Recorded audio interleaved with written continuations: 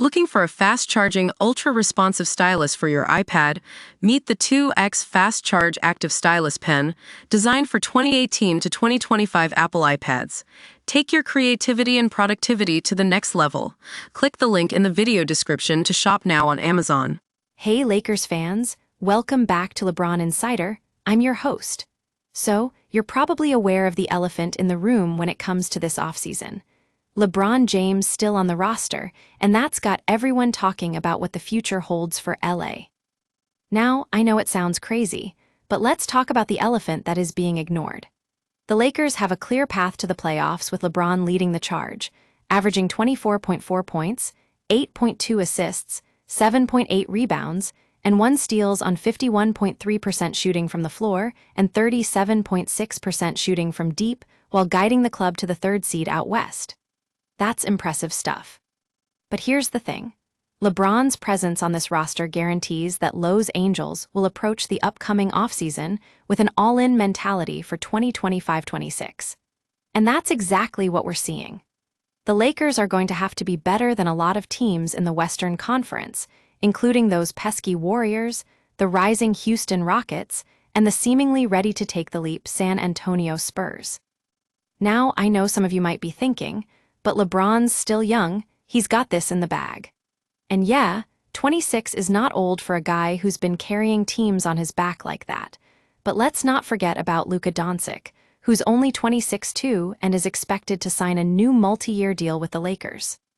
The thing is, we've seen how tough it was for this team when LeBron wasn't around. I mean, they get swept by the Minnesota Timberwolves in the first round. That's not what you want to see from your superstar-studded squad. And with Doncic expected to be there for years to come, one could realistically make the case that the Lakers are a team that can consistently compete for the ultimate prize. So, how do they do it? They need to focus on developing their younger talents on the roster and add more promising prospects around Doncic.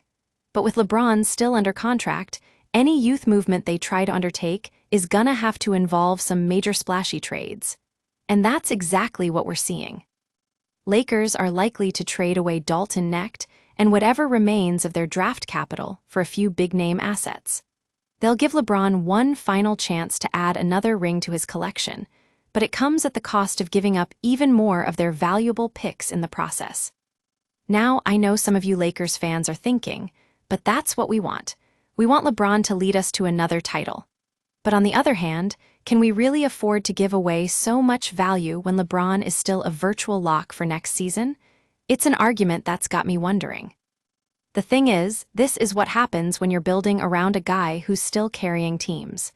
You make sacrifices for the short-term gain of another ring, but in doing so, you also weaken your team for the future.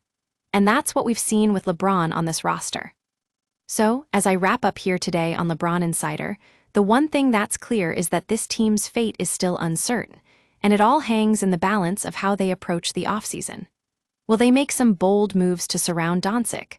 Or will they stick with what we know, an aging roster built around a guy who can carry them to the playoffs? Only time will tell.